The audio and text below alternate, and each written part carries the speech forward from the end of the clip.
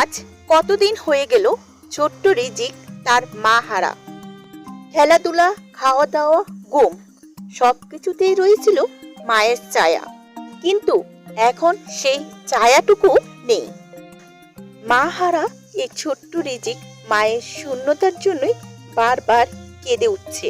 হ্যাঁ ভিউয়ার্স, মায়ের কবরের পাশে দাঁড়িয়ে কান্নায় ভেঙে পড়েছে এই ছোট্ট রিজিক ছেলেটি, আর বারবার বলছে আমার মা কোথায়।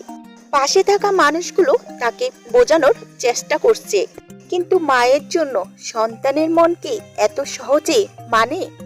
পরিবারের সদস্যরা জানায় সারাদিনই মায়ের সঙ্গে সময় কাটাতো রিজিক।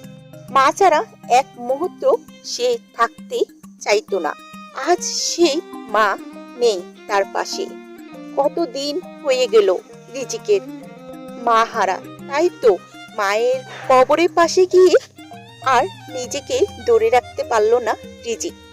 কবরের পাশে বসে কখনো মাটিতে হাত রেখে, কখনো বা কবরের উপর মাটিতে গড়াগড়ি করে কাঁদছে ছোট্ট রিজিক। কখনো আকাশের দিকে তাকিয়ে কাঁদে ছোট্ট রিজিকটি। ছোট্ট এই রিজিক ছেলেটি কেঁদে কেঁদে বলছে মা ফিরে আসো। সে বুঝতেও পারছে না তার এই প্রিয় মানুষটি আর কখনো ফিরে আসবে না। অনেকে সেই দৃশ্য দেখে চোখের পানি ধরে রাখতে পারেনি। রিজিকের এক আত্মীয় বলছেন, রিজিক বারবার বলছিল আমার মাকে ডেকে দাও, আমার মা কোথায়, আমি মায়ের কাছেই যাব।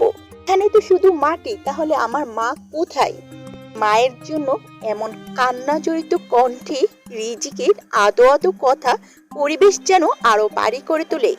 মা সন্তানের সম্পর্ক পৃথিবীর অন্যান্য সম্পর্কের চেয়েও অনেক গভীর হয়ে থাকে, আর সেই বন্ধন হঠাৎ করে ছিঁড়ে গেলে যে শূন্যতা তৈরি হয় তা কোনো কিছু দিয়ে পূরণ করা যায় না।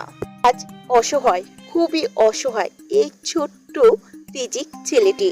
সবাই তার জন্য দোয়া করবেন।